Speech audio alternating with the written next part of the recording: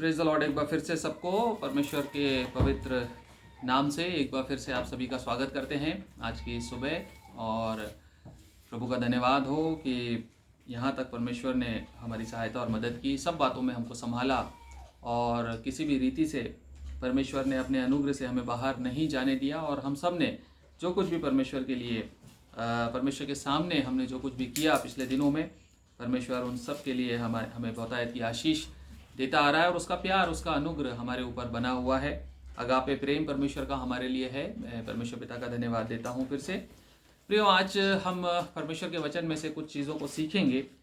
इन दिनों में प्रकाशित वाक्य का अध्ययन हो रहा है और हम लोग सुन रहे हैं प्रकाशित वाक्य की पुस्तक में से कुछ बातों को। उसी के अंदर से परमेश्वर का आत्मा कुछ बातों को हमें और सिखाना चाहता है, कुछ बातों में हमें और आगे बढ़ाना चाहता है और उसी के ऊपर हम लोग विचार करेंगे परमेश्वर का वचन क्या कहता है।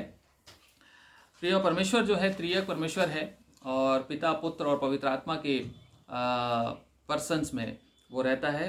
तीन तरह की उसकी फंक्शनैलिटीज़ और पर्सनैलिटीज़ हैं। और परमेश्वर जो है वो उसके विषय में जो गुण प्रकाशित वाक्य की किताब में बताए गए हैं, जो परमेश्वर के एट्रीब्यूट्स, उसके लक्षण, उसके वर्च्यूज़ या क्वालिटीज़, प्रॉपर्टीज़ उसकी जो बताई गई हैं, उन प्रॉपर्टीज़ में से, उन क्वालिटीज़ में से एक क्वालिटी खास तौर से बार बार आती है। और वो जो क्वालिटी है हमने पढ़ी पिछले दिनों में, प्रकाशित वाक्य के 4 अध्याय में हमने पढ़ा, परमेश्वर के सिंहासन के सामने जलती हुई 7 दीपक जो हैं वो परमेश्वर की आत्माएं हैं। और फिर हमने देखा कि ये जो जलते हुए दीपक हैं ये वास्तव में परमेश्वर की आत्मा को बताते हैं। और फायर की बात करता है परमेश्वर। और हमने देखा था कि जो फायर है, जो आग है, वो परमेश्वर का वचन हमें उस बारे में कुछ सिखाना चाहता है। परमेश्वर एक आग है और इस प्रकार से इब्रानियों की पत्री में लिखा हुआ है 12:29 में, इब्रानियों 12वां अध्याय और 29 वर्ष में इस तरह से लिखा हुआ है कि परमेश्वर एक भस्म करने वाली आग है। परमेश्वर कैसी आग है? एक कंज्यूमिंग फायर है, एक भस्म करने वाली आग है। एक ऐसी आग जिसमें सब कुछ खत्म हो सकता है, कंज्यूम हो सकता है। भस्म मतलब राख कर सकता है वो जला के चीज़ों को। और इसी प्रकार से व्यवस्था विवरण में भी आता है, पुराने नियम में 4 अध्याय के 24वें वचन में, व्यवस्था विवरण 4 अध्याय के 24वें वचन में भी परमेश्वर के इस क्वालिटी के बारे में, इस एट्रीब्यूट के बारे में आता है कि परमेश्वर किस प्रकार की आग है। 4:24 में लिखा, क्योंकि तुम्हारा परमेश्वर यहोवा भस्म करने वाली आग है, वह जल उठने वाला ईश्वर है। वह जल उठने वाला ईश्वर है। परमेश्वर आग है प्रियो। और आग जो है कई तरह की चीज़ों को दिखाता है। आग पवित्रता को दिखाता है, मुख्य रूप से पवित्रता का प्रतीक है। और परमेश्वर का वचन कहता है कि तुम भी पवित्र बनो जैसे तुम्हारा पिता पवित्र है। और हम भी जो है अपने आप को पवित्र करते हुए और परमेश्वर के अनुसार अपने जीवन को बिताने वाले बने। और हम प्रार्थना करते रहें कि परमेश्वर हमें भी पवित्र करे। लेकिन यहाँ पर एक प्रश्न आता है विश्वासियों के मन में कि यदि परमेश्वर एक भस्म करने वाली आग है और परमेश्वर इस प्रकार का ज्वलनशील परमेश्वर है, इस प्रकार का खतरनाक उसका स्वरूप है, तो हम कैसे परमेश्वर के स्वरूप में, किस प्रकार से हम आगे बढ़ पाएंगे? किस तरह से हम उस आग के नज़दीक जा पाएंगे? किस तरह से ये आग से हम मिल पाएंगे? कैसे हम इस आग को डील कर पाएंगे? प्रियो, ये परमेश्वर के बारे में जब हम सोचते हैं और कई विश्वासियों के मन में ये बात आती है और हम उसको उस प्रकार से लेते हैं कि यदि हम अच्छे नहीं हैं, अपवित्र हैं, और यदि परमेश्वर के सम्मुख आते हैं तो परमेश्वर हमें भस्म कर देगा, हमें ख़त्म कर देगा। परमेश्वर के जो बिलीवर्स, जो परमेश्वर के फॉलोअर्स हैं, जो उसकी आत्मा के अनुसार चलते हैं, अपने जीवन को बिताते हैं और उसको प्रसन्न करने योग्य जीवन बिताते हैं, उनके लिए फिर ये आग का क्या काम है? उनके लिए परमेश्वर, ये आग जो है, परमेश्वर की आग क्या क्या फंक्शन करती है, किस प्रकार से ये हमारे जीवन को लीड करती है। और रोमियो 11:22 में हमने पढ़ा था पहले भी कुछ संदेशों में, रोमियो 11:22 में इस प्रकार से लिखा है कि परमेश्वर के 2 फोल्ड कैरेक्टर मुख्यतः मिलते हैं। एक है उसकी कृपा और एक है उसकी कड़ाई। एक है उसकी कृपा और दूसरी है उसकी कड़ाई, मतलब एक है उसकी गुडनेस और एक है उसकी सिवियरिटी। परमेश्वर गुड परमेश्वर है, is a good God, and at the same time secondly he is severe also at some instances. परमेश्वर जो है वो सीवियर परमेश्वर भी है, कड़ा परमेश्वर भी है और एक अच्छा परमेश्वर भी है। प्रियो, एक बड़े अच्छी बात सीखने की यह है कि परमेश्वर का जो आग वाला स्वरूप है, ये आग वाला स्वरूप भी इन दोनों चीजों को लेके चलता है। परमेश्वर अग्नि में भी, आग वाले स्वरूप में भी, उसका जो जो आयत है वो कहती है वो भस्म करने वाली आग है, लेकिन यदि आप उसको और अच्छे से डिटेल में समझेंगे तो ये आग वास्तव में एक कृपा का भी प्रतीक है, एक करुणा का भी प्रतीक है और दूसरी तरफ एक कड़ाई का भी प्रतीक है। सो ये जो आग है ये टू फोल्ड कैरेक्टर है, इस आग के टू फोल्ड फंक्शंस हैं। और इस आग के बारे में यदि आप देखें, ब्रीफली हम समझना चाहें तो जो लोग रिपेंट करके परमेश्वर के पीछे चलते हैं, जो लोग मन फिरा के परमेश्वर के अनुसार, उसकी आज्ञाओं और उसकी इच्छाओं के अनुसार जीवन बिताते हैं, उसके पीछे चलते हैं, उनके लिए ये एक ब्लेसिंग है। ये आग उनको ब्लेस करती है। जो लोग परमेश्वर की आज्ञाओं से हुकुमदुली करते हैं, मतलब अनाज्ञाकारी होते हैं, परमेश्वर को हल्के में लेते हैं, परमेश्वर के खिलाफ बुरी चाल चलते हैं, जानबूझकर पाप पे पाप करते जाते हैं, उनके लिए ये आग भस्म करने वाली आग है। परमेश्वर का आत्मा प्रियो एक ऐसी आग है जो रिपेंट करने वालों को ब्लेस करती है और जो रेबेल करते हैं उनको कंज्यूम करती है। मतलब जो उसके पीछे चलते, जो रिपेंटेंस के साथ परमेश्वर के पीछे आना चाहते हैं और उसके आदर और भक्ति के, उसकी भक्ति के शोक में, कहता है वचन की, जो पश्चाताप को उत्पन्न करता है, उसके अनुसार यदि जो चलते हैं परमेश्वर भक्ति में, उनके लिए ये क्लेंजिंग फायर है, ये साफ करने वाली आग है और उसको क्लीन करने वाली आग है, उसको सैंक्टिफाई करने वाली आग है, उसको पवित्र करने वाली आग है उन लोगों के लिए। और जो लोग रेबेलियस होते, जो लोग हठी होते, जो लोग विद्रोही होते, जो लोग अनाज्ञाकारी होते, उनके लिए ये आग भस्म करने वाली आग है। त्रिएक परमेश्वर में प्रियो जो आग है वो आग पवित्र आत्मा के लिए इस्तेमाल होता है, पवित्र आत्मा के लिए इस्तेमाल होता है। अक्सर वचन हमें बताता है कि पवित्र आत्मा जो है वो एक प्रकार की आग है। जैसे अभी हमने पढ़ा प्रकाशित वाक्य में, हमने 4थे अध्याय में पढ़ा था कि उसके सिंहासन के सामने जलते हुए दीपक, आग, जलते हुए दीपक। फिर हम देखते हैं कि प्रेरितों के काम 2 अध्याय में जब पवित्र आत्मा पहली बार पेंटिकोस्ट के दिन लोगों के ऊपर उतरा तो आग के समान जीभें दिखाई दी, आग के समान। पवित्र आत्मा, जहां पवित्र आत्मा आता है वहां आग आती है, आग से बपतिस्मा। पवित्र आत्मा एक आग है जो जला सकती है, जो पवित्र कर सकती है, भस्म कर सकती है, सैंक्टिफाई कर सकती है, क्लेंज कर सकती है, कंज्यूम कर सकती है। हम किस प्रकार से उस पवित्र आत्मा को डील करते हैं, हम पवित्र आत्मा के सामने, परमेश्वर के सामने किस तरीके से आते हैं, ये डिसाइड होता है उसके बाद कि वो आग हमें जला के राख कर देगी या वो आग हमें पवित्र करके और सुंदर बना देगी। यदि किसी आग के अंदर सोने को डाला जाता है तो वो और भी निखर के बाहर आता है, यदि किसी आग में कोयले को डाला जाता है तो वो राख बन के बाहर आता है। आप किस प्रकार से उस आग के साथ डील करते हैं, उस आग में किस तरह से आप एंटर करना चाहते हैं, किस तरह से उस आग को रिसीव करना चाहते हैं, इस बात पे डिसाइड होता है कि यह आग आपको जलाएगी, राख कर देगी या फिर आपको और सुंदर बना देगी।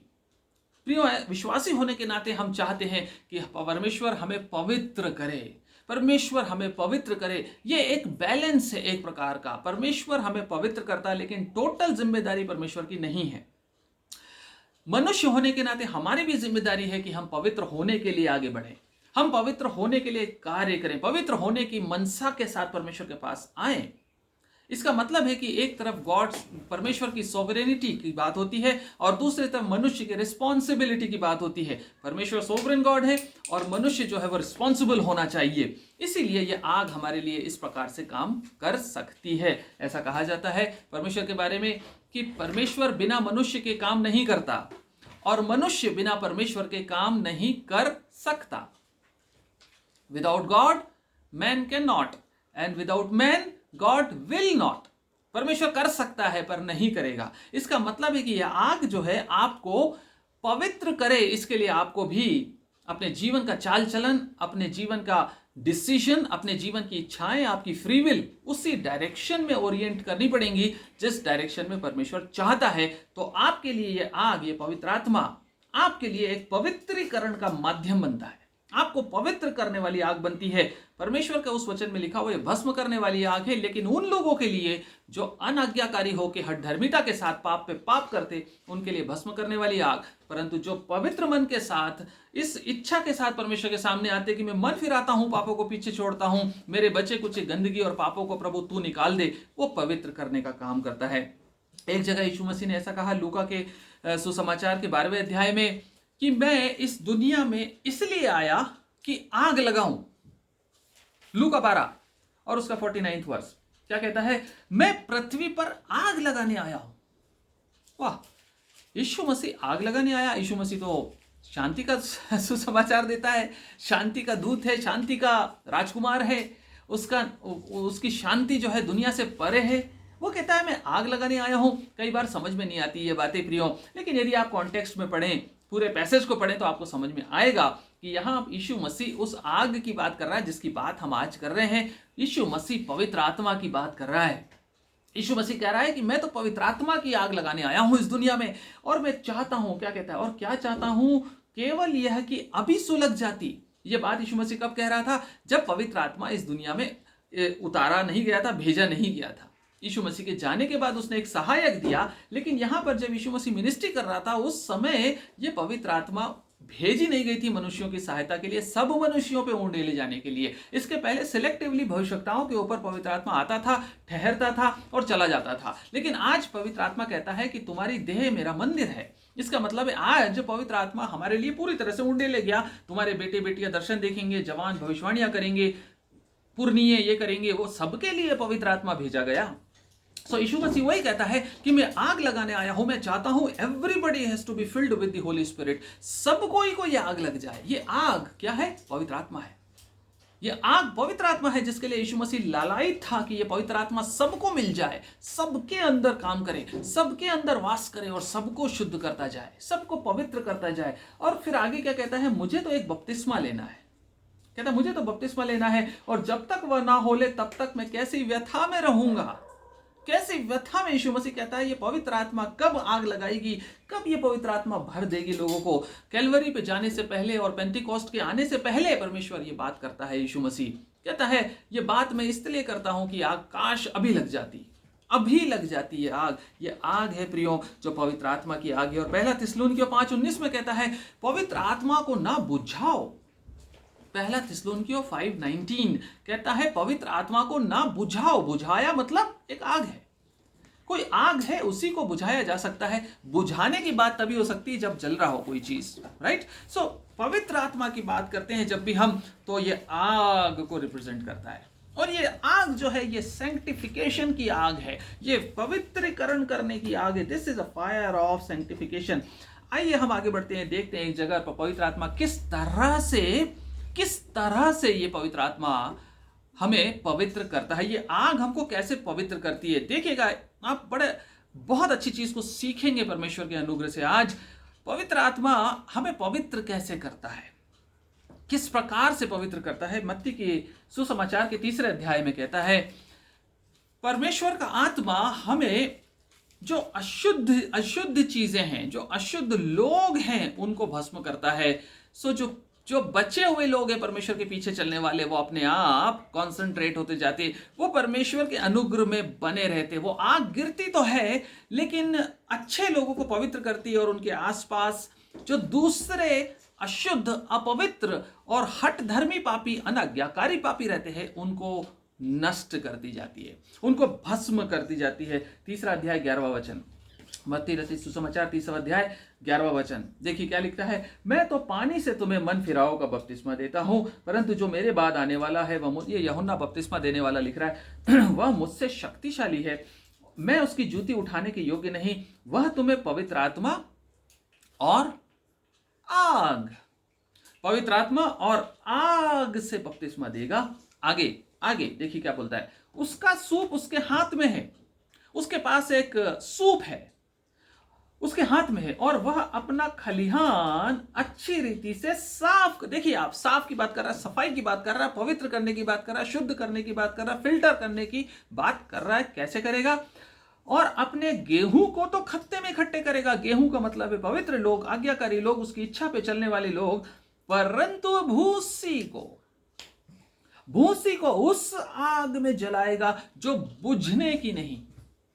प्रिय, पवित्र आत्मा के द्वारा परमेश्वर एक पवित्रीकरण का कार्य करता है। उसका कार्य इस प्रकार का होता है कि वो गेहूं को तो खत्ते में इकट्ठा करता है, लेकिन जो भूसी है, वेस्ट है, जिसने जगह घेर के रखी है जबरदस्ती, जो फल नहीं लाता, जो परमेश्वर की आज्ञाओं का सम्मान नहीं करता, जो अपनी फ्री विल को परमेश्वर के सामने सरेंडर नहीं करता, परंतु दुनिया के अभिलाषाएं और दुनिया के पाप में इस प्रकार से लिप्त होता जाता है कि वो घमंड से भी भरता जाता, इस प्रकार के गुणों से भरपूर जो पापी है उसको भूसी के समान जलने के लिए दे देगा।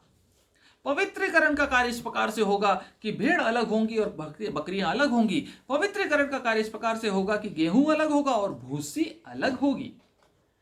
हम गेहूं में आना चाहते हैं या भूसी में आना चाहते हैं, इस आग को हम किस प्रकार से हैंडल करते हैं, किस मनसा के साथ हम परमेश्वर के फॉलोअर्स बनते हैं, किस इच्छा के साथ हम परमेश्वर के पीछे चलते हैं, यह डिसाइड करता है कि वो हमें जलाएगा या वो हमें बचाएगा और साफ करेगा, पाक और साफ करेगा। प्रियो, यूहन्ना बपतिस्मा देने वाले ने यीशु मसीह के बारे में बताया कि वो क्या है, वो भूसी को जलाता है। कौन है भूसी के समान? हम गेहूं हैं या भूसी हैं? प्रियो, एक जगह से हम मुख्य रूप से आज का अध्ययन करेंगे। पवित्र आत्मा की आग के बारे में कई जगह पर लिखा हुआ है, लेकिन एक पोर्शन को हम फोकस करेंगे आज। भूसी को आइडेंटिफाई करेंगे। हम भूसी को जब आइडेंटिफाई करेंगे तो हमें अपने आप पता चल जाएगा कि गेहूं क्या है। जो भूसी नहीं है वो गेहूं है, जो भूसी नहीं है वो क्या है? वो गेहूं है। आप गेहूं के समान उसके खत्ते में इकट्ठा होना चाहते हैं या आप भूसी के समान जलना चाहते हैं? भूसी का मतलब होता है, यहां पर इंग्लिश में क्या लिखा हुआ है, His winnowing fork is in his hand and he will clear his threshing floor and gather his wheat into the barn, but the chaff he will burn with unquenchable fire. Chaff यानी कि भूसी, chaff को वो unquenchable ऐसी आग में जलाने जा रहा है जो कभी बुझने की नहीं। प्रियो, परमेश्वर हमें उस आग से बचाए। परमेश्वर हमें इस प्रकार की बुद्धि दे आज के दिन। Today is the right time, right now. इब्रानियों की किताब में लिखा हुआ, यदि आज तुम उसका शब्द सुनो तो इंकार मत करना, अपने मन को हठी मत बना लेना, क्योंकि भूसी के समान जलने की डेस्टिनी है ऐसे लोगों के लिए जो सुधरते नहीं है, जो मन नहीं फिराते। This is a challenge by the word of God for every believer कि आप गेहूं बनना चाहते हैं या भूसी बनना चाहते हैं। आपके प्रति एक चुनौती देता है आज वचन की इस चुनौती को लीजिए प्रियो। और परमेश्वर का आत्मा हमको सिखा रहा है प्रकाशित वाक्य में कि पवित्र आत्मा एक आग है, और उस आग को हल्के में मत लीजिए, उस आग को आप लाइटली मत लीजिए, क्योंकि वो आग जहां पवित्र कर सकती वहीं जला के भस्म भी कर सकती है। और हमें यहां पर देखना है यशायाह की किताब से कि कौन सी चीज है जो भूसी है, कौन से लोग हैं जो भूसी हैं। और यशायाह के 5वें अध्याय को यदि आप विस्तार से पढ़ेंगे आपको मिलेगा वहां पे, और उसके 24वें वचन पे हम फोकस करेंगे। यशायाह 5:24 पे हम आज पहले फोकस करेंगे। परमेश्वर का आत्मा क्या कहता है, किनको वो जलाने पर है, किनको वो भूसी के समान भस्म करने पर है। 24वां वचन कहता, इस कारण जैसे अग्नि की लौ से खूंटी भस्म होती है, जैसे अग्नि की लौ से खूंटी भस्म होती है और सूखी घास जलकर बैठ जाती है, वैसे ही उनकी जड़ सड़ जाएगी और उनके फूल धूल होकर उड़ जाएंगे, क्योंकि उन्होंने सेनाओं के यहोवा की व्यवस्था को निकम्मी जाना है। देखिए, ध्यान से समझिएगा, परमेश्वर अनुग्रह दे आज कि हम उसके वचन में से सीख सके गहराई से। 5:24 हमको यह बताता है कि वो लोग, कुछ लोग हैं, कुछ खास प्रकार के लोग हैं जो भूसी के समान हैं, जिनका जीवन भूसी के समान बीत रहा है, जिन्होंने परमेश्वर की व्यवस्था को निकम्मी जाना। कहता है उसने सेनाओं के यहोवा की व्यवस्था को निकम्मी जाना और इजराइल के पवित्र के वचन को, उसके वर्ड को, ध्यान से सुनिएगा, उसके वर्ड को तुच्छ जाना है, डिस्पाइज किया है। जिन्होंने परमेश्वर के वचन को डिस्पाइज किया, हमने कितनी बार परमेश्वर के वचन को पढ़ा लेकिन तुच्छ मानकर दूसरे दिन हम पाप में फिर चले गए और हम उस आग के लिए तैयार हो रहे जो भस्म करने पर है। काश ये बातें हमारे जीवन में काम करने पाए और हम परमेश्वर के वचन को तुच्छ ना जाने। यही वचन है जो अपने बारे में खुद कह रहा है कि मुझे यदि तुम तुच्छ जानोगे तो खूंटी के समान भस्म होगे, जड़ें सड़ जाएंगी, क्योंकि हमने परमेश्वर के वचन को तुच्छ जाना। प्रियो, परमेश्वर का वचन हल्के में नहीं लिया जा सकता। ये बातें हमें सिखा रही हैं, लक्षण हमें बता रहे हैं। दिन, समय और सर्कमस्टांसेस सब कुछ आपके मेरे सामने है। परमेश्वर की आग आने में ज्यादा देर नहीं है। जो भस्म करने वाली आग है वो ज्यादा देर रुकने वाली नहीं है। इसलिए परमेश्वर हमें अनुग्रह दे कि हम समझ पाए। इसी 5वें अध्याय में 6 प्रकार की हाय हैं। इसी 5वें अध्याय में परमेश्वर कहता है हाय उन पर, हाय उन पर, हाय उन पर, हाय उन पर। और 24वें वचन में कहता है मैं उनको जला दूंगा। जिन पर हाय कहता है उन्हीं को जलाने पर है। और वही जो है परमेश्वर की भस्म करने वाली आग से भस्म होने के लिए डेस्टाइंड है। उनकी अपॉइंटमेंट इसी प्रकार की हुई क्योंकि वो सुधरने वाले नहीं है। कौन से लोग हैं जिनके लिए परमेश्वर का वचन कहता है हाय उन पर? 6 प्रकार के लोग हैं जो भूसी हैं। 6 प्रकार के लोग भूसी के समान जीवन बिताते। हम उन 6 प्रकार की भूसियों में ना आए, इससे पहले कि हम भूसी बन जाएं, हम गेहूं के समान परमेश्वर के खत्तों में इकट्ठे होने वाले हो सके। प्रियो, पहला हाय परमेश्वर का वचन बताता है 5वां अध्याय 8वां, यशायाह 5वां अध्याय 8वां वचन। 5वां अध्याय, इसी 5वें अध्याय में सब कुछ है। 8वां वचन, हाय उन पर, हाय उन पर जो घर से घर और खेत से खेत यहां तक मिलाते जाते हैं कि कुछ स्थान नहीं बचता, ताकि तुम देश में अकेले रह जाओ। मतलब परस्ती, सेल्फिशनेस, स्वार्थ। प्रियो, परमेश्वर का वचन कई बार कई जगहों पर यह बात को एम्फेसाइज करता है, बार बार बताता है कि जो अपने लिए जीते हैं, जो अपने जीवन को बचाते हैं, वो उसको खोएंगे। परमेश्वर का वचन कहता है जो अपने लिए जोड़ते हैं वो उसको कभी यूज ना कर पाएंगे। जो लोग अपने लिए सिर्फ सोचते हैं, परमेश्वर घृणा करता है, नफरत करता है। परमेश्वर ऐसे पाप से नाराज होता है और उसकी नाराजगी आग के रूप में आने वाली है। उन लोगों पर जो सेल्फिश हैं, जो मतलब परस्त हैं, जो स्वार्थी हैं, स्वार्थी लोगों पर हाय कहता है 5:8 में, यशायाह 5:8 में। और होशे में इजराइल के बारे में इस प्रकार से लिखा है। होशे 10वां अध्याय 1 वचन, होशे की किताब, होशे नबी की पुस्तक, उसका 10वां अध्याय और उसका 1 वचन क्या कहता है? इजराइल एक लहलहाती हुई दाख लता सी है, फल फूल रही है, बहुत कुछ हो रहा है, बहुत बढ़िया प्रोडक्शन है, बहुत ग्रो कर रही, बहुत प्रॉस्परस है। इजराइल एक लहलहाती हुई दाखलता सी है जिसमें बहुत से फल भी लगे, बहुत प्रॉस्परस रही। इजराइल मतलब परमेश्वर के लोग भी हैं, चुने हुए। प्रियो, मेरे और आपकी बात कर रहा है यहाँ पर, बाहर वालों की बात नहीं कर रहा, अन्य जातियों की बात नहीं कर रहा। ध्यान से सुनिएगा। हम करोड़पति अरबपति हो गए, हम जो है सीईओ, टीईओ, सीएफओ हो गए, हमने ये बना लिया, वो बना लिया, घर मकान बहुत बड़े बड़े सब कुछ कर लिया हमने बहुत सारे फल लगा लिए, बहुत कुछ हमने इकट्ठा कर लिया और जोड़ लिया, बहुत कुछ कर लिया हमने। लेकिन कहता है परंतु ज्यों ज्यों उसके फल बढ़े, ज्यों ज्यों उसके फल बढ़े, त्यों त्यों उसने अधिक वेदियां बनाई। Praise the Lord. जितने फल लगे उतने ऑल्टर्स बन गए, जितने प्रॉस्पेरिटी आई उतना परमेश्वर से दूर होकर दूसरे भगवानों को, दूसरे देवताओं को जगह मिली है। जितने आप में फल लगे, जितने आप प्रॉस्परस हुए, जितना ग्रोथ की दुनिया में, जितना पैसा जोड़ा, जितने मकान बनाए, जितने इनके पीछे भागे हैं, उतनी वेदियां भी बना ली हैं। कहता है उतनी वेदियां बनाई, जैसे जैसे उनकी भूमि सुधरी वैसे ही वे सुंदर लाटे बनाते गए, लाटे बनाते गए। पिलर्स इंग्लिश में कहता है। हम लोगों ने दुनिया के पीछे यदि भागना शुरू कर दिया है, यदि दुनिया की प्रायोरिटीज हमारी प्रायोरिटी हैं, यदि हम किसी बड़ी बड़ी चीजों की लालसाएं रखते हैं जो दुनिया की है, जो नष्ट होने वाली हैं, परमेश्वर का वचन कहता है प्रियो कि ये पृथ्वी और ये आकाश नष्ट होने के लिए अपॉइंट किए गए हैं। परमेश्वर का वचन कहता है ये आकाश और ये पृथ्वी नष्ट होने के लिए बनाए गए हैं और इसमें का जो कुछ है वो एक दिन साफ होने वाला है आग से। यदि इन चीजों में मन लगाकर इसको बढ़ाने की कोशिश कर रहे हैं तो हाय हम पर। कहता है उन्होंने वेदियां बना ली। और लूका 3 अध्याय 9 वचन इसको क्लियर करता है।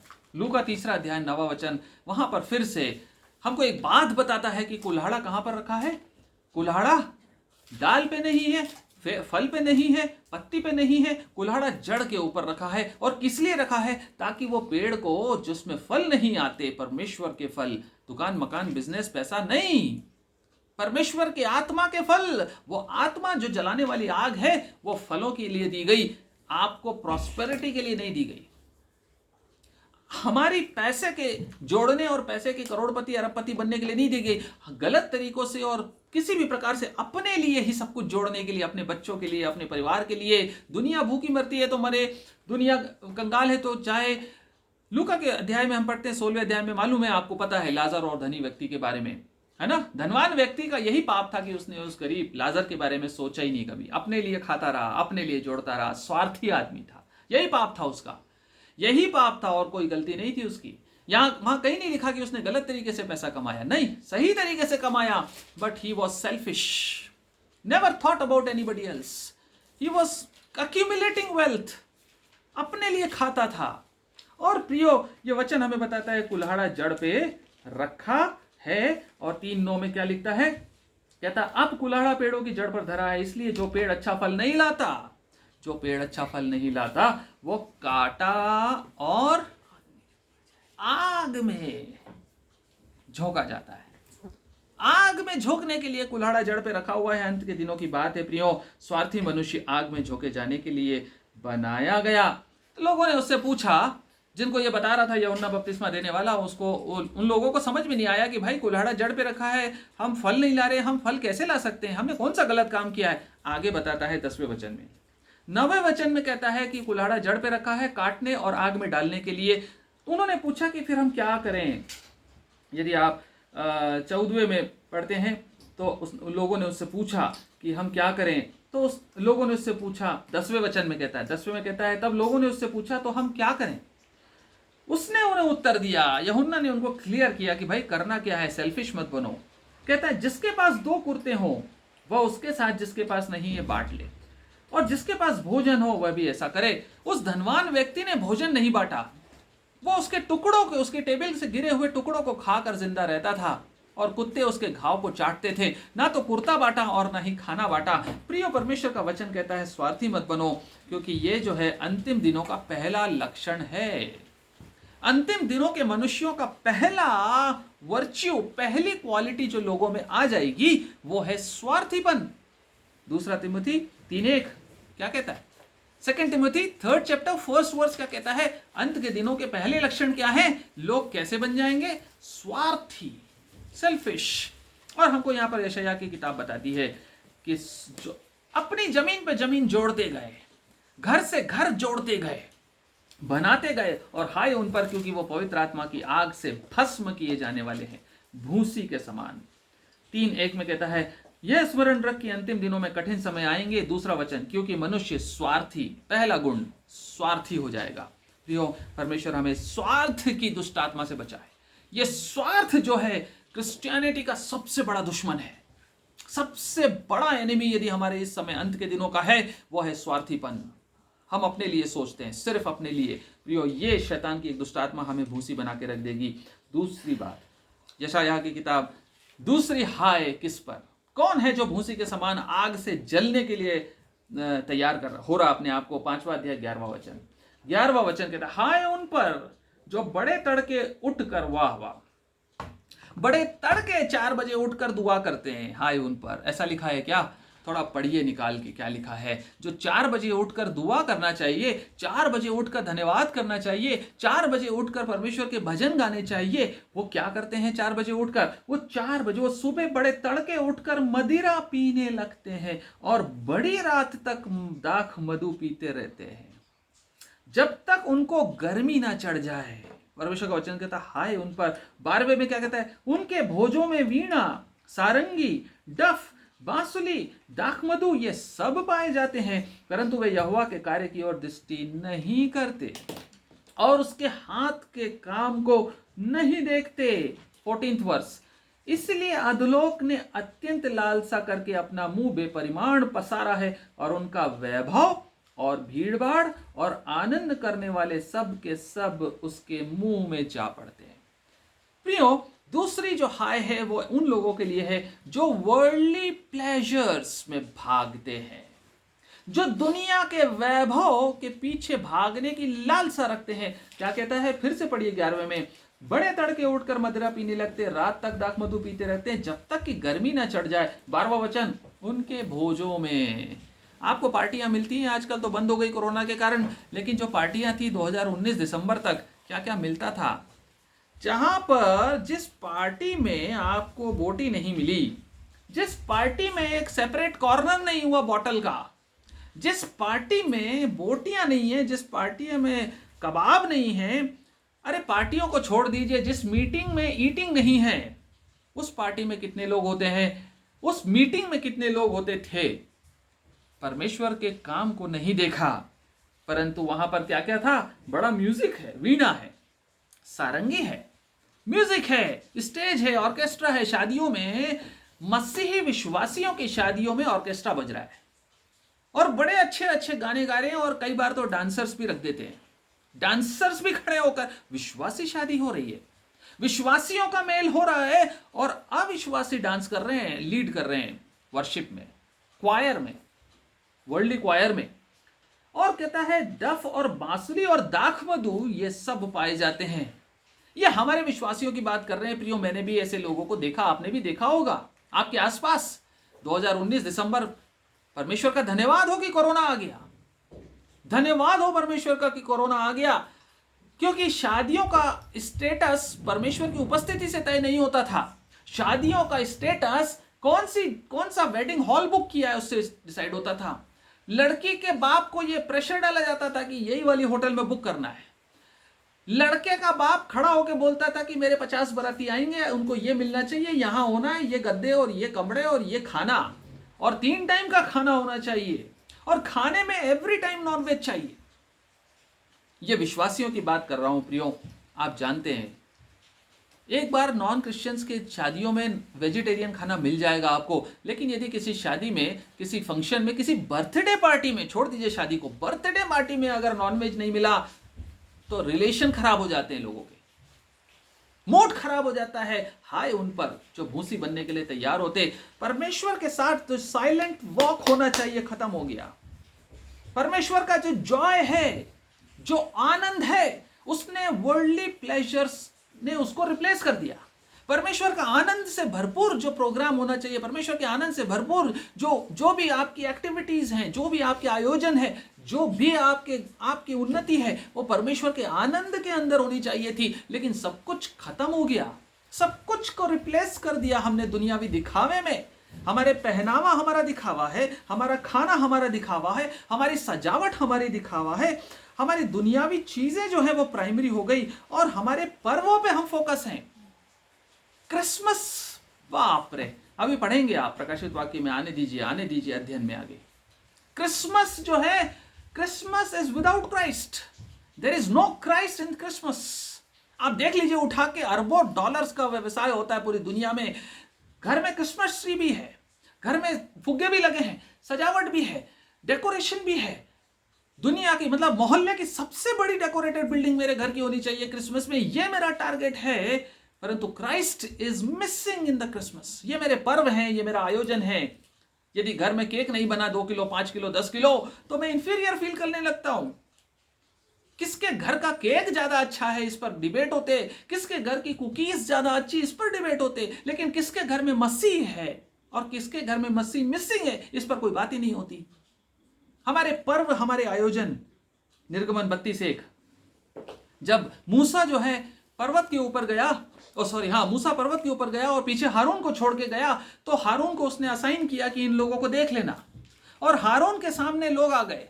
जब मूसा बहुत देर तक वापस नहीं आया, तो हारून के पास आकर लोग क्या कहने लगे, विश्वासी लोग, इजरायली लोग, जिनके सामने आग और धुएं के बादल और खंबे के रूप में परमेश्वर चलता था, जिसने मन्ना बरसाई और लाल सागर को 2 भाग किया, उस परमेश्वर को भूल गए और कहने लगे कि ये सब छोड़, मूसा को कब आएगा मालूम नहीं, इसका तो पता नहीं ऊपर से आएगा भी कि नहीं आएगा, फॉरगेट अबाउट हिम, हमको तो एक देवता बना के दे दे। और हारून ने कहा, हारून भी स्मार्ट था एकदम, क्या, अरे वाह बहुत अच्छा आइडिया, वेरी गुड। लीडर भी वैसे ही और फॉलोअर्स भी वैसे ही। बोलता लेके आओ, सोना वोना लेके आओ, कुछ बढ़िया चीज होनी चाहिए। देवता छोटा मोटा नहीं बनना है, हमारा जो पर्व है वो बढ़िया होना चाहिए। और उसने सोने की बालियां मंगाई बेटियों से, आपकी औरतों की बालियां उतार के लाओ, कानों से सोने की बालियां। 32:2-3 आप पढ़ेंगे, निर्गमन 32:1-2-3 में लिखा है। तुम सब लोगों ने उनके कानों से सोने की बालियों को उतारा, हारून के पास ले आए। हारून ने उनके हाथ में लिया और एक बछड़ा ढाल के बना दिया। एक बछड़ा ढाल के बना दिया। और फिर क्या कहता है, तब लोग कहने लगे, हे इस्राएल, तेरा ईश्वर जो तुझे मिस्र देश से छुड़ा लाया यह वही है, ये है तुम्हारा ईश्वर, ये है। और ये आयोजन, अरे उसके बाद असली बात है जो सीखने की आज के कॉन्टेक्स्ट में, यह देख के हारून ने उसके आगे एक वेदी बनाई और यह प्रचार किया। क्या बोलता है हारून, देखिए जरा, आप देखिए, लोग बोर हो गए थे। लोग बोर हो गए थे कि भाई मैं किस तरह से हम लोग जो है, किस तरह से हम लोग सेलिब्रेट नहीं कर रहे, इतने दिन हो गए कोई सेलिब्रेशन नहीं है यार, कोई मजा ही नहीं आ रहा, बोर हो गए, मोनोटोनस जिंदगी हो गई, वही सुबह उठो, मन्ना बटोरो, खा लो, बैठ जाओ, फिर चलने लगो, और फिर अपने बच्चों को संभालो, पेड़ बैल बकरी संभालो, उठा के चलते रहो यार, कुछ पार्टी शार्टी तो होनी चाहिए ना। अंतिम दिनों के लक्षण है प्रियो, आज भी हम विश्वासी यही कहते हैं।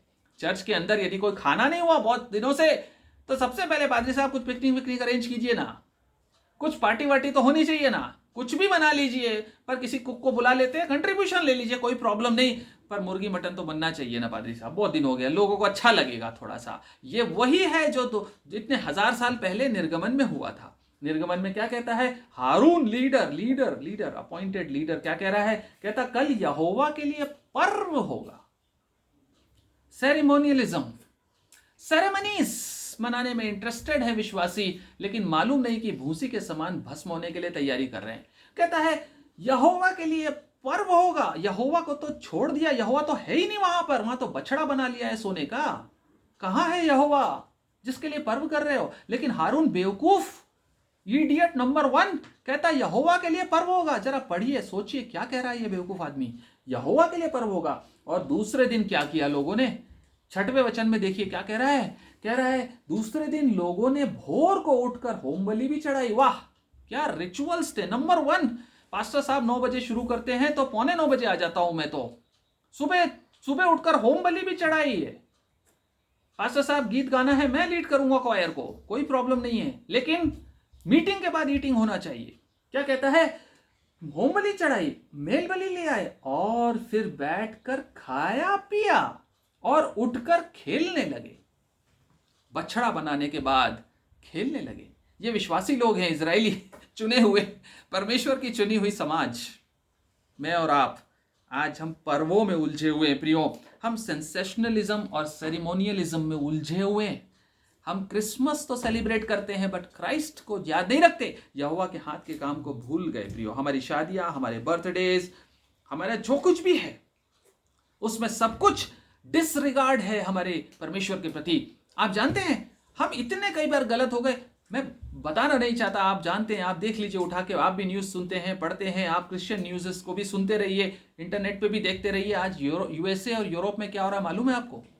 यूएसए और यूरोप में जो चर्चेस थे, उन चर्चेस के अंदर बार्स खुल गए हैं, शराब की दुकानें खुल गई हैं। आपको पता है एक चर्च का मैंने देखा, एक चर्च में एक पास्टर ने कुछ पोर्शन को शॉपिंग मॉल बना दिया और वहां पर कुछ आइटम्स रख दिए कि ये लोग खरीदने आएंगे, इसी बहाने चर्च में आ जाएंगे। चर्च में बुलाने के लिए शराब की दुकानें खोल दी हैं। एक पास्टर ने चर्च के अंदर, अमेरिका की बात है, चर्च के अंदर एक टैटू वाले को बैठा दिया, टैटू बनाने वाले को, और किनारे जो है लोग वहां जाकर टैटू बनवाते बनवाते मैसेज सुन सकते हैं। टैटू बनवाते हुए मैसेज सुन सकते हैं आप। ये फैसिलिटी आपको चर्च दे रहा है। What a disregard for the Holi places. क्या डिसग्रेस लेकर आ गया है ये समाज, भूसी के समान जलकर भस्म होने के लिए। प्रियो, हमारी वर्ल्डली प्लेजर्स किस तरह से बढ़ गई। आज नहीं, परमेश्वर का वचन हजारों साल पहले बता चुका। दानियल ने बताया था बेलशस्सर राजा को, याद है आपको? दानियल 5:23 पढ़िए। दानियल 5:23 में क्या कहा था? दानियल नबी ने एक सपना देखकर बताया, बेलशस्सर तू तो गया काम से। क्योंकि वो भी क्या कर रहा था, उसने परमेश्वर के मंदिर में से पवित्र पात्रों को बुलवाकर उसमें दारू पी, शराब, पवित्र पात्रों को बुलवाया और उसमें मदिरा भरकर पी रहा है, और राजाओं को बुलाया और अपनी पार्टी कर रहा है, बर्थडे की और पता नहीं किस चीज की पार्टियां कर रहे हैं लोग। चर्चेस के अंदर पार्टियां हो रही हैं प्रियो, चर्चेस के अंदर सेलिब्रेशंस हो रहे हैं, पुलपिट के सामने जो है मटन और मुर्गी और शराब खोली जा रही है। प्रियो, ऐसी ऐसी चीजें हैं जो ये बता रही हैं कि अंत बहुत करीब है और आग भस्म करने के लिए बहुत जल्दी उतरने वाली है, बहुत जल्दी। परमेश्वर देर नहीं करेगा, लेकिन अच्छे लोगों के लिए, मन फिराने के लिए, लोगों को तैयार करने के लिए परमेश्वर ठहरता है। हम डिसरिगार्ड कर रहे हैं होली प्लेसेस का। चंडीगढ़ में एक जगह एक व्यक्ति ने मुझे बताया कुछ महीने पहले, अचानक से वो चर्च में चला गया कोरोना पीरियड में। कोरोना पीरियड में एक व्यक्ति चर्च के अंदर गया, किसी टूरिस्ट प्लेस पे गया था और अंदर गया चर्च के भवन में, देखा 2 पास्टर बैठ के शराब पी रहे हैं। चर्च खाली है, कोरोना पीरियड है, कोई नहीं आता, वीक डेज थे। ये विश्वासी व्यक्ति था, इसने सोचा चर्च खुला है, चलो मैं देख के आता हूं, अकेले ही हूं, जा सकता हूं। अंदर गया तो शॉक्ड हो गया, क्योंकि 2 दास बैठ के शराब पी रहे हैं। प्रियो, परमेश्वर अनुग्रह दे कि ये मन फिराएं। एली के लड़के लुच्चे थे, एली के लड़के लुच्चे थे, और कहां पर वे विचार करते थे जानते हैं आप? परमेश्वर के भवन के अंदर। आज स्थिति अलग नहीं है ज्यादा, लेकिन हम भूल गए कि परमेश्वर एक भयानक आग है, एक भस्म करने वाली आग है, जो पवित्र भी कर सकती और भस्म भी कर सकती है। गेहूं को पवित्र करके इकट्ठा करती और भूसी को भस्म करने के लिए तैयार करती। प्रियो, हम तीसरी बात पे चलते हैं जल्दी से आगे। 6 वचन है, 6 बातें हैं, 6 प्रकार के लक्षण हैं भूसियों के। यशायाह की किताब और उसका 5वां अध्याय और 18-19 वचन, 18 और 19वां वचन क्या कहता है? हाय उन पर, किस पर? हाय उन पर जो अधर्म को अनर्थ की रस्सियों से और पाप को मानो गाड़ी के रस्से से खींच ले आते हैं। 19, जो कहते हैं वह फुर्ती करे और अपने काम को शीघ्र करे कि हम उसको देखें, और इजराइल के पवित्र की युक्ति प्रकट हो, वह निकट आए कि हम उसको समझें। अनर्थ की रस्सियों से पाप को गाड़ी के समान खींच के लाते हैं। मतलब इसका मतलब क्या है? जो जानबूझकर डेलिबरेटली पाप पे पाप करते हैं। Stubborn minded people who are wilful and fearless sinners. Wilful and fearless, पाप से कोई डर नहीं। क्यों? क्योंकि वो क्या कहते हैं? वो परमेश्वर को चुनौती देते हैं, प्रभु तू आ तो सही, बताना कहां है, हमको तो दिखता नहीं, हमको जो करना है करने दे, हम जो कर रहे हैं let us continue with what we are doing. Deliberately पाप पे पाप कर रहे हैं और परमेश्वर को चुनौती दे रहे हैं, तू आ सामने, तेरे को भी समझेंगे, जब तू दिखेगा तेरे को भी देख लेंगे, जब तू समझाएगा तेरे को भी समझ लेंगे। लेकिन आज तो हम रस्सी से खींच के लाएंगे पाप को, पूरा जोर लगाएंगे कि हम पाप करें। हमारी अधर्मिता नूह के जमाने के समान हो गई है प्रियो। नूह के जमाने में पाप पे पाप जानबूझ के किया जाता रहा, और सैकड़ों साल तक नूह ने प्रचार किया कि मन फिरा लो, क्योंकि भस्म होने वाले, खत्म होने वाले हो, नष्ट होने वाले हो, लेकिन नहीं माने। पानी से नष्ट किया। कहने का मतलब यह है कि हम पाप पे पाप करते जाते, रस्सी से खींचकर पाप को लाते हैं। और इब्रानियों 10वां अध्याय क्या कहता है? इब्रानियों की पत्री उसका 10वां अध्याय और 26 से 31 तक आप पढ़ेंगे। परमेश्वर का वचन साफ कहता है, जो जानबूझकर पाप पे पाप करता है उसके साथ परमेश्वर क्या करेगा? 26वां वचन, क्योंकि सच्चाई की पहचान प्राप्त करने के बाद यदि हम जानबूझकर पाप करते रहे तो पापों के लिए फिर कोई बलिदान बाकी नहीं है। यीशु मसीह बलिदान हो चुका। हाँ, दंड का एक भयानक बाट जो होना, दंड का एक भयानक बाट जो होना, और आग का ज्वलन बाकी है। Praise the Lord.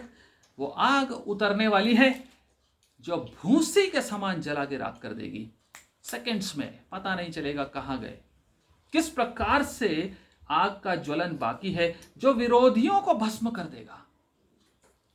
भस्म करने वाली आग भूसी को भस्म करने के लिए तैयार है उन लोगों के लिए जो जानबूझकर सच्चाई की पहचान करने के बावजूद पाप करते जाते हैं। उनके लिए जो गुनगुने हैं, बैकस्लिडन, जो ठंडे थे उनके लिए नहीं, जो जानते थे और ठंडे हो गए उनके लिए। तो सोच लो 28वां वचन, जब मूसा की व्यवस्था का न मानने वाला 2 या 3 जनों की गवाही पर बिना दया के मार डाला जाता है, तो सोच लो कि वह कितने और भी भारी दंड के योग्य ठहरेगा, जिसने परमेश्वर के पुत्र को पांव से रौंदा और वाचा के लहू को, जिसके द्वारा वह पवित्र ठहराया गया था, पवित्र जाना है और अनुग्रह के आत्मा का अपमान किया है। यह अनुग्रह का आत्मा है, पवित्र आत्मा, जिसमें कृपा भी है और कड़ाई भी है। हमने उसको तुच्छ जाना, उसको तुच्छ जाना, उसका अपमान किया, तो वह भयानक आग के रूप में उतरेगा, और ऐसी आग जो भस्म कर देगी। और कहता है 30वें वचन में, क्योंकि हम उसे जानते हैं जिसने कहा पलटा लेना मेरा काम है, मैं ही बदला लूंगा। और फिर यह कि प्रभु अपने लोगों का न्याय करेगा। 31वां वचन तो की वर्ष है। जीवते परमेश्वर के हाथों में पड़ना भयानक बात है, भयानक बात है। It is a fearful thing to fall into the hands of the living God. भयानक बात है। इस भयानकता को आज समझ लें तो जीवन बचा पाएंगे। सूप उसके हाथ में है, कहता है उसके हाथ में पड़ना भयानक बात है, उसके हाथ में पड़ना भयानक बात है। लेकिन हम पाप पे पाप करते जाते और भूसी के समान अपने आप को नष्ट होने के लिए दे रहे हैं प्रियो।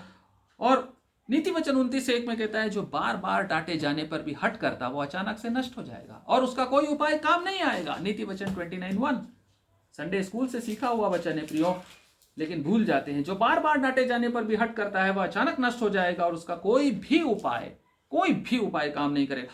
जो जानबूझकर पाप करता है, यशायाह की किताब बताती है, जो अधर्म को अनर्थ की रस्सियों से पाप को खींच के लाते हैं और परमेश्वर को कहते हैं कि दिखा तेरी युक्ति प्रकट कर, कहां है, हमको ये काम कर लेने दे, तू प्रकट करेगा, तुझे भी देख लेंगे, तुझे भी समझ लेंगे टाइम आने पर, अभी तो हमको जो करना है कर लेने दे। यशायाह की किताब 5वां अध्याय। अगली हाय किस पर? कौन है वो भूसी के समान जिसको आत्मा भस्म करने जा रहा है? कौन है वो जो परमेश्वर का आत्मा जिसको जलाकर राख करने जा रहा है भूसी के समान?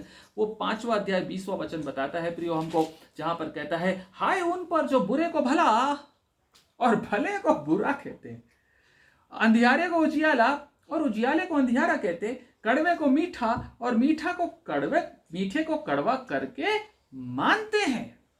क्या मतलब है इसका?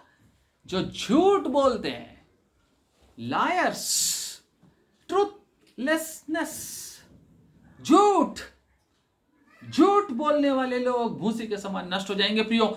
दूसरी विचारधारा यह कहती है कि कंडीशनल झूठ चलता है। ध्यान से सुनिएगा मेहरबानी से, अपने दिमाग से इस बात को पूरी तरह से निकाल फेंकिए कि झूठ किसी भी रीति में एक्सेप्टेबल है। नो, परमेश्वर का वचन एकदम साफ गोई से एकदम स्पष्ट बोलता है, कोई कंडीशन नहीं है झूठ बोलने की। Under no circumstances lying is acceptable. No, जो भले को बुरा कहते हैं और बुरे को भला कहते हैं वो नष्ट होने वाले हैं। जो कड़वे को मीठा और मीठे को कड़वा कहते हैं नष्ट होने वाले हैं। जो अंधियारे को उजियाला और उजियाले को अंधियारा कहते हैं भूसी के समान जलने वाले हैं। कोई कंडीशन है ही नहीं। आप अपने दिमाग से सोचते हैं कि किसी को बचाने के लिए झूठ बोल दिया, अच्छी बात है, नहीं है, नहीं है। नो, परमेश्वर का वचन साफ कहता है भूसी के समान नष्ट होने वाले हैं। और प्रकाशित वाक्य की किताब पढ़ रहे हैं, उसी के आगे पढ़ेंगे 21वें अध्याय के 8वें वचन में। प्रकाशित वाक्य 21वें अध्याय के 8वें वचन में लिखता है कि झूठों का स्थान आग की झील है। झूठों का 2-3 तरह के लोग बताए, उसमें एक है झूठ बोलने वाले लोग जो हैं उनका स्थान आग की झील में होगा। 8वां वचन, डरपोकों, अविश्वासियों, घिनौनों और हत्यारों और व्यभिचारियों, टोनों, मूर्ति पूजकों और सब झूठों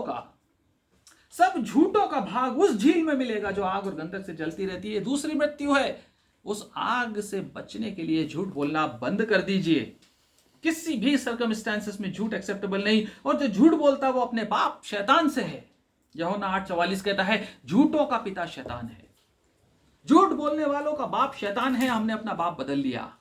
परमेश्वर हमारा बाप है, लेकिन हमने झूठ बोलते ही अपने बाप को रिप्लेस कर दिया, चेंज कर दिया हमने, और हमने शैतान को अपना पिता बना लिया।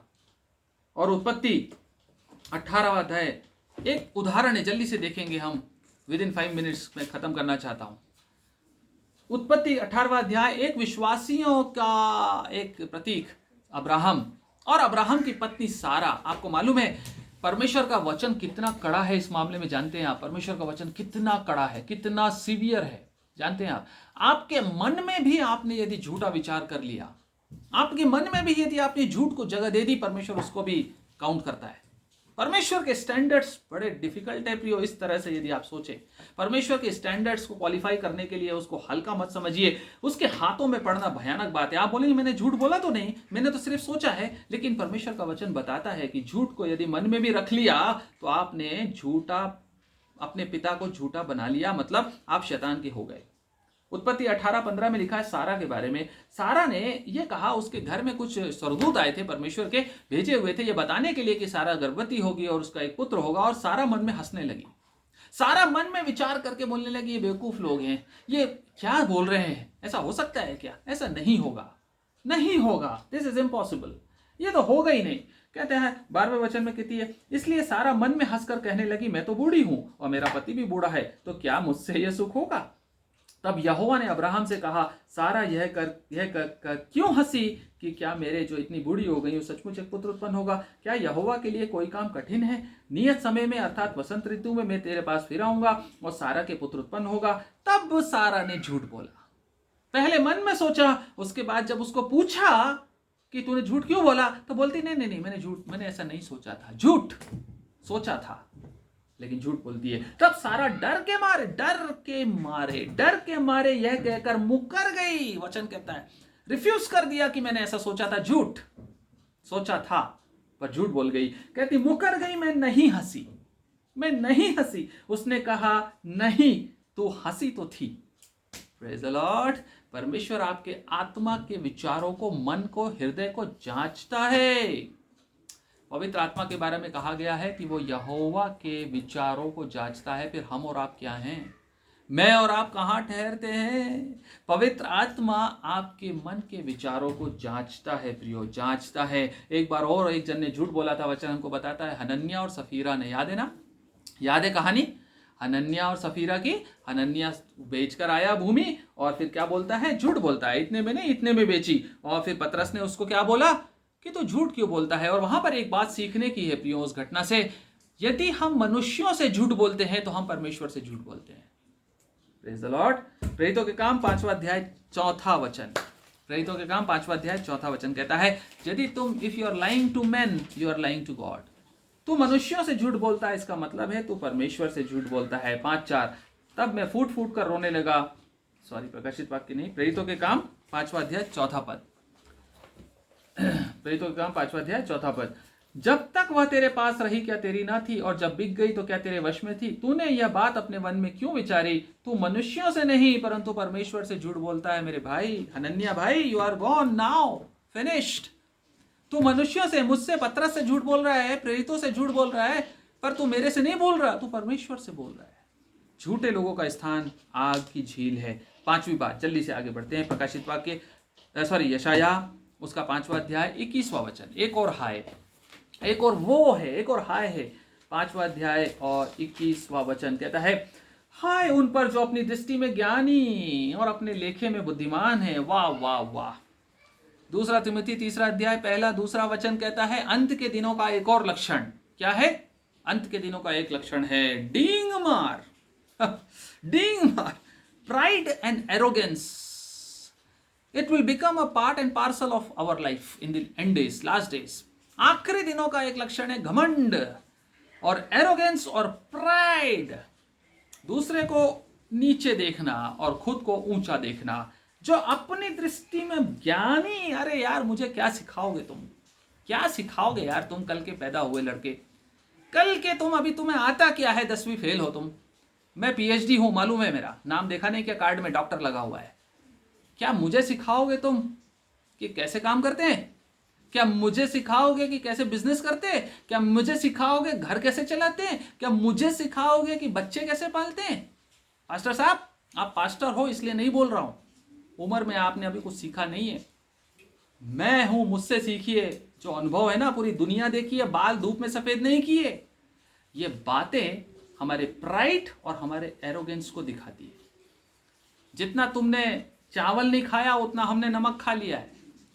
ये बातें, ये स्टेटमेंट्स हमारे प्राइड, जो अपनी दृष्टि में बुद्धिमान, किसी की सलाह नहीं लेता, किसी की काउंसलिंग नहीं लेता, किसी का रिस्पेक्ट नहीं करता, किसी को बराबरी का दर्जा नहीं देता, किसी की काउंसलिंग की वैल्यू नहीं करता, किसी के विचारों को मूल्यवान नहीं मानता, तुच्छ मानता है। जो अपने लेखे में ज्ञानी, मैं सब कुछ जानता हूं, I am all right, perfect, I know everything, don't teach me, मुझे मत सिखाओ।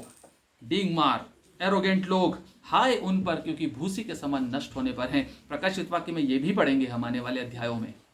प्रकाशित वाक्य में हम ये भी पढ़ेंगे, भयानक सामना यहोवा का करना पड़ेगा घमंडियों को, क्योंकि परमेश्वर का वचन कहता है घमंडियों का सामना वो खुद करता है, वो करता है सामने खड़े होकर, और कहता है कि मैं इनको जला कर राख कर दूंगा। और 10वां वचन 12वां यशायाह 10वां अध्याय और उसका 12वां वचन। इसी यशायाह का 10वां अध्याय और उसका 12वां वचन देखिए क्या कहता है। इस कारण जब प्रभु सिय्योन पर्वत पर और यरूशलेम में अपना सब काम कर चुकेगा, तब मैं अश्शूर के राजा के गर्व की बातों का और उसकी घमंड से भरी आंखों का बदला लूंगा। अश्शूर, असीरिया के लिए यहोवा की यह वाणी है, जब मैं सिय्योन पर्वत पे उतरकर अपना यरूशलेम में सारा काम कर चुकूंगा, उसके बाद देखूंगा अश्शूर को। अश्शूर, असीरिया एक किंगडम है, इसके बारे में भी प्रकाशित वाक्य में पढ़ेंगे हम। कहता है, उसने कहा, अपने ही बाहुबल और बुद्धि से मैंने यह काम किया, क्योंकि मैं चतुर हूं। मैंने देश देश की सीमाओं को हटा दिया, उनके रखे हुए धन को लूट लिया। मैंने वीर के समान गद्दी पर विराजने वालों को उतार दिया। ये कर दिया, वो कर दिया, वो कर दिया, वो कर दिया। क्या क्या 15वें अध्याय तक पढ़ते, 15वें वचन तक पढ़ते जाए। क्या कुल्हाड़ा उसके विरुद्ध जो काटता हो डींग मारे, या आरी उसके विरुद्ध जो खींचता हो बढ़ाई करे? क्या सोंटा अपने चलाने वाले को चलाए, या छड़ी उसे उठाए जो काट नहीं है? 16वां वचन कहता है क्या करेगा परमेश्वर ऐसे घमंडियों के लिए। कहता है, इस कारण प्रभु उस राजा के हष्टपुष्ट योद्धाओं को दुबला कर देगा और उसके ऐश्वर्य के नीचे आग की सी जलन होगी। आग आग आग उसके लिए रखी हुई है। 17वें वचन में कहता है, और इजराइल का पवित्र ज्वाला ठहरेगा और वह उसके झाड़ झंकाड़ को एक ही दिन में भस्म कर देगा। Hallelujah, praise the Lord. हम आग के बारे में पढ़ रहे हैं प्रियो। घमंडियों को आग से झाड़ झंकार के समान जला के नष्ट करने वाला है परमेश्वर। घमंड की आत्मा को जीवन से निकाल दें, क्योंकि भूसी बन जाते हैं हम। और हम इसलिए घमंड करते हैं क्योंकि हमें अपने दंड की आज्ञा फुर्ती से नहीं देता परमेश्वर। हमारे घमंड के दंड की आज्ञा बुरे काम करने की ओर मन 8:11 सबोपदेशक कहता है। सबोपदेशक 8:11 कहता है, क्योंकि बुरे काम के दंड की आज्ञा पूर्ति से नहीं दी जाती, इसलिए हमारा मन बुरे बुरे बुरे बुरे में घुसा रहता है। हम सोचते हैं कि हम बढ़िया कर रहे हैं, अच्छा कर रहे हैं, परफेक्ट कर रहे हैं। घमंड अंत के दिनों का एक लक्षण जो कि हमें भूसी बना के नष्ट करने वाला है, और यहोवा के हाथ में पड़ना भयानक बात है। 6वीं बात, आखिरी बात, यशायाह 5वां अध्याय और उसका 22 और 23। हाय उन पर जो दाख मधु पीने में वीर और मदिरा को तेज बनाने में बाज बहादुर है। बहादुर है, जो घूस लेकर दुष्टों को निर्दोष और निर्दोषों को दोषी ठहराते हैं। इस कारण जैसे अग्नि की लौ से, 24वां हमने पढ़ा था, इनजस्टिस, अन्याय करने वालों पर हाय, जो पैसा लेकर, घूस लेकर सच को झूठ बना देते हैं और झूठ को सच बना देते हैं, जो किसी और चीज के एक्सचेंज में बुरे को भला और भले को बुरा बना देते हैं, जो अन्याय करते हैं, जो गरीब के साथ, जो पुअर और कमजोर के साथ अन्याय और अत्याचार करते, जो अन्याय करते हैं, वो हाय उन पर। और वो घूसखोर जो रिश्वत लेते हैं इन कामों के लिए, अन्याय करने के लिए, अन्यायी होने के लिए जो रिश्वत लेते हैं, जो एक्सचेंज में कोई ऑनर लेते हैं बिलाम के समान, जो एक्सचेंज में कोई पैसा लेते हैं बिलाम के समान, और अन्याय करने को तैयार हो जाते, परमेश्वर के सच्चे लोगों के प्रति झूठा ठहराकर जेल खानों में डालने वाले लोग, ऐसे लोगों के लिए कहता है वो भूसी के समान जल जाएंगे। अय्यूब 15वां अध्याय और 34वां वचन कहता है, अय्यूब 15वां अध्याय और 34th वर्ष कहता है, घूसखोरों के घर आग से जल जाएंगे। 15:34, क्योंकि भक्तिहीन के परिवार से कुछ बन ना पड़ेगा, जो घूस लेते हैं उनके तंबू आग से जल जाएंगे। आग की बात कर रहे हैं प्रियो, आग से जल जाएंगे। और एक बहुत अच्छी एक और जगह लिखा हुआ है, दूसरा पत्रस 3 अध्याय और 7वें वचन से में लिखा हुआ है, परमेश्वर जो है इस समय की पृथ्वी और आकाश को जलाने के लिए ठहराया हुआ है। 3:7, वर्तमान काल के आकाश और पृथ्वी उसी वचन के द्वारा इसलिए रखे गए हैं कि जलाए जाएं, और ये भक्तिहीन मनुष्यों के न्याय और नष्ट होने के दिन तक ऐसे ही रखे रहेंगे।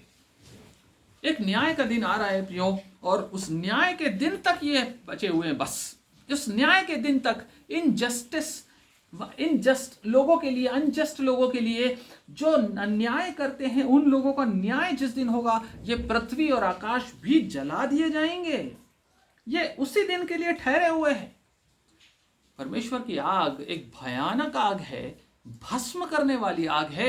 हम भूल जाते हैं ये यहोवा के सिंहासन के सामने रखी हुई 7 आत्माएं, 7 दीपक, जो दीपक, छोटा सा दीपक एक पूरे महल को आग लगा सकता है। आग होती है। हमने आग का बपतिस्मा तो ले लिया है, हमने पवित्र आत्मा का बपतिस्मा तो क्लेम कर लिया है, लेकिन उस आग को आपने अंदर रखा है, ये भूल गए। वो आग कब अपवित्रता से नफरत करती हुई उसको जलाना शुरू कर देगी, आप नहीं समझ पाते इस बात को। वचन हमको बताता है कि भूसी के समान जला देगा। प्रियो, यशायाह की पुस्तक मैंने बताया पहले भी, एक मिनी बाइबल है, एक ऐसी पुस्तक जिसमें बहुत कुछ सीखने के लिए है, बहुत कुछ। 4वां अध्याय बताता है एक क्लेंजिंग फायर के बारे में, जो पवित्र करने वाली आग है उसके बारे में। 4वां अध्याय का 3-4 वचन आप पढ़िएगा। 5वां अध्याय बताता है पनिशमेंट, ये जो हमने अभी पढ़ा, कंज्यूमिंग फायर, कैसे वो पनिशमेंट करता है। और 6वां अध्याय बताता है कैसे वो प्योरीफाई करता है। आग के बारे में है 4, 5, 6 यशायाह। सो आग के बारे में इस बात को परमेश्वर ये अनुग्रह दे कि हम समझ लें, इन 6 वर्च्यूज से बच कर रहे, इन 6 गुणों को अपने जीवन में स्थान ना दें। मतलब परस्ती, अभिलाषाएं संसार की, जानबूझकर विलफुल एंड फियरलेस सिनिंग, झूठ, घमंड और अन्याय, ये 6 बातें हमें भूसी के समान नष्ट कर देती है।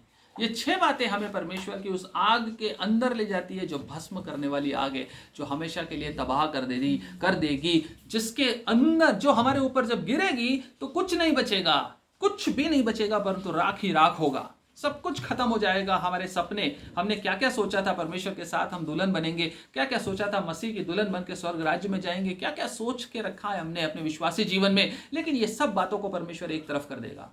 कहेगा मैं तुम्हें नहीं जानता, तुमने दुष्टात्माओं को निकाला, मैं नहीं जानता, तुमने ये किया, बड़े बड़े प्रचार किए, मैं नहीं जानता, बड़ी बड़ी बातें की, बड़ी बाइबल पढ़ी, बाइबल को 5 बार पढ़ के खत्म कर दिया, क्वायर लीडिंग की, वर्शिप लीडिंग की, तुमने बहुत कुछ किया, लेकिन मैं तुम्हें जानता ही नहीं। मैं तुमसे सच कहता हूं, मैं तुम्हें नहीं जानता।